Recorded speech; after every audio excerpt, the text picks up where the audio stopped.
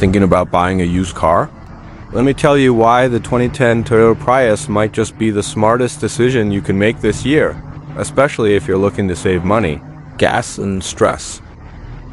The 2010 Prius is a hybrid icon. It's not just about great gas mileage, it's about long-term value, low maintenance, and reliability that Toyota is famous for. Let's start with fuel economy.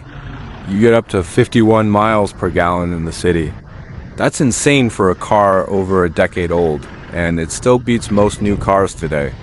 That means less money at the pump and more money in your pocket. And what about maintenance? The Prius is built to last, with basic care. These things easily go 200,000 to 300,000 miles.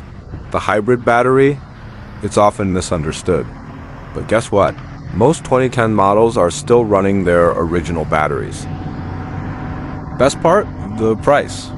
You can get a clean, well-maintained 2010 Prius for under $6,000 to $8,000, depending on your area. That's unbeatable value for a hybrid with this kind of performance.